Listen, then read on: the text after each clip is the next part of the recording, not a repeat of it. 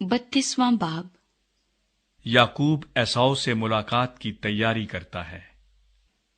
और याकूब ने भी अपनी राह ली और खुदा के फरिश्ते उसे मिले, और याकूब ने उनको देखकर कहा कि ये खुदा का लश्कर है, और उस जगह का नाम महानीम रखा। और याकूब ने अपने आगे आगे कासिदों को अदूम के मुल्क, जो शईर की सरजमीन में है, अपने भाई इसौ के पास भेजा, और उनको हुक्म दिया कि तुम मेरे खुदावंद इसौ से ये कहना कि आपका बंदा याकूब कहता है कि मैं लाबिन के यहाँ मुकीम था और अब तक वहीं रहा, और मेरे पास गाय, बैल और गधे और भेड़ बकरियां और नौकर चाकर और लौंडियां हैं। और मैं अपने खुदावंद के पास इसलिए खबर भेजता हूं कि मुझ पर आपके करम की नजर हो। बस कासिद याकूब के पास लौट कर आए और कहने लगे कि हम तेरे भाई असौ के पास गए थे, वो 400 आदमियों को साथ लेकर तेरी मुलाकात को आ रहा है। तब याकूब निहायत डर गया और परेशान हुआ, और उसने अपने साथ के लोगों और भेड़ बकरियों और गाय बैलों और ऊंटों के 2 गौल किए, और सोचा कि अगर इसौ एक गौल पर आ पड़े और उसे मारे तो दूसरा गौल बचकर भाग जाएगा।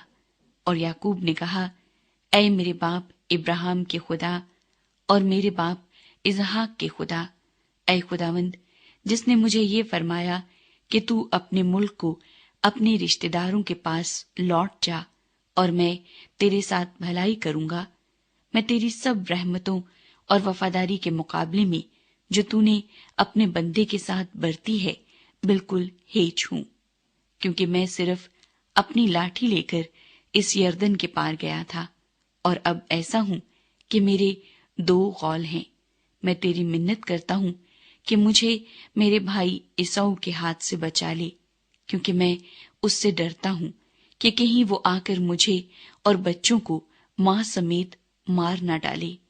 ये तेरा ही फरमान है कि मैं तेरे साथ जरूर भलाई करूंगा और तेरी नस्ल को दरिया की रेत की मानिंद बनाऊंगा, जो कसरत के सबब से गिनी नहीं जा सकती। और वो उस रात वहीं रहा, और जो उसके पास था उसमें से अपने भाई असौ के लिए ये नजराना लिया, 200 बकरियां और 20 बकरे, 200 भेड़ें और 20 मेंढे और 30 दूध देने वाली ऊंटनियां बच्चों समेत, और 40 गायें और 10 बैल, 20 गधियां और 10 गधे। और उनको जुदा जुदा गौल करके नौकरों को सौंपा और उनसे कहा कि तुम मेरे आगे आगे पार जाओ और गौलों को जरा दूर दूर रखना। और उसने सबसे अगले गौल के रखवाले को हुक्म दिया कि जब मेरा भाई असौ तुझे मिले और तुझसे पूछे कि तू किसका नौकर है और कहाँ जाता है, और ये जानवर जो तेरे आगे आगे हैं किसके हैं, तो कहना कि ये तेरे खादिम याकूब के हैं। ये नजराना है जो मेरे खुदावंद असौ के लिए भेजा गया है, और वो खुद भी हमारे पीछे पीछे आ रहा है। और उसने दूसरे और तीसरे को और गौलों के सब रखवालों को हुक्म दिया कि जब इसौ तुमको मिले तो तुम यही बात कहना, और ये भी कहना कि तेरा खादिम याकूब खुद भी हमारे पीछे पीछे आ रहा है। उसने ये सोचा कि मैं इस नजराने से जो मुझसे पहले वहां जाएगा उसे राजी कर लूं, तब उसका मुंह देखूंगा, शायद यूं वो मुझको कबूल करे। चुनाचे वो नजराना उसके आगे आगे पार गया, पर वो खुद उस रात अपने डेरे में रहा।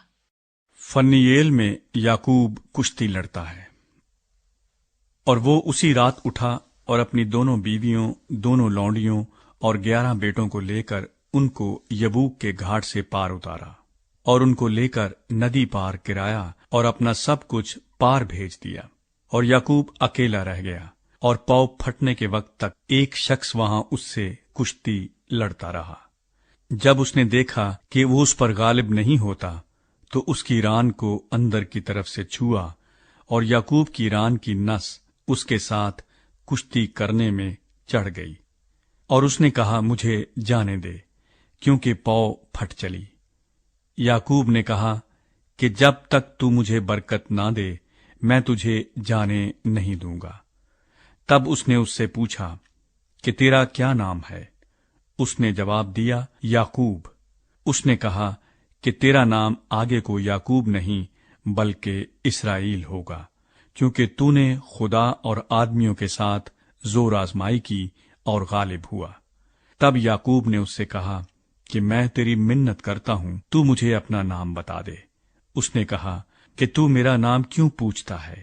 اور اس نے اسے وہاں برکت دی، اور یعقوب نے اس جگہ کا نام فنییل رکھا، اور کہا کہ میں نے خدا کو روبرو دیکھا تو بھی میری جان بچی رہی۔ اور جب وہ فنییل سے گزر رہا تھا تو آفتاب طلوع ہوا اور وہ اپنی ران سے لنگڑاتا تھا۔ اسی سبب سے بنی اسرائیل اس نس کو جو ران میں اندر کی طرف ہے آج تک نہیں کھاتے، کیونکہ اس شخص نے یعقوب کی ران کی نس کو جو اندر کی طرف سے چڑھ گئی تھی چھو دیا تھا۔